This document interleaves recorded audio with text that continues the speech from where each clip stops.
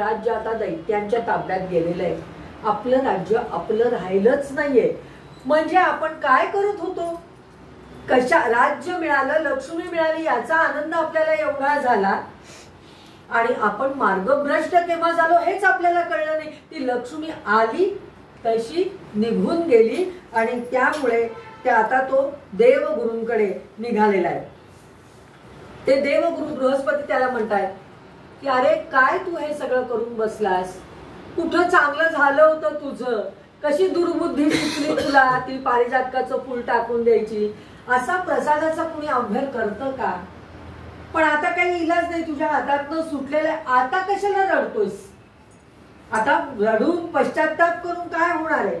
विपत्ती काय किंवा संपत्ती काय या दोन्ही क्षणभंगूर आहेत. त्यामुळे आता तुझ्यावर संकट आलंय तर मग रडत बसू नकोस, उठ. काय हताश निराश असं तू माझ्याकडे आलायस? म्हणजे आपल्याला जणू काही इंद्राच्या माध्यमातून हे बृहस्पती गुरु सांगतायत की केव्हा एक गेलं की दुसरं, सुख झालं की दुःख, दिवस झाला की रात्र, हे चक्र आहे, हे चालू राहतं. एकानंतर दुसरं आपल्या पुढे उभं राहत असतं. त्याला थोपवायचं कसं याचा विचार करायचा. सुख उपभोगायचं, पण अलिप्तपणे ते उपभोगता आलं पाहिजे. ते सुख आपल्या बरोबर सगळ्यांशी शेअर करता आलं पाहिजे. विपत्ती आली खरी, मग त्याच्यावर रडत बसून सोल्युशन काढता येत नाही. रडल्यानंतर तुमच्याकडे विचार करायला बुद्धी काम करत नाही.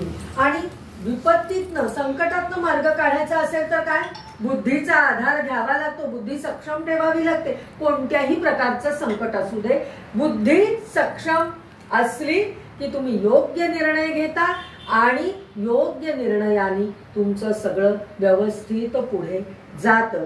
म्हणून ते म्हटले विपत्ती काय किंवा संपत्ती काय दोन्ही क्षणभंगूर आहे. उभीच रडत बसू नकोस. दोन्ही गोष्टी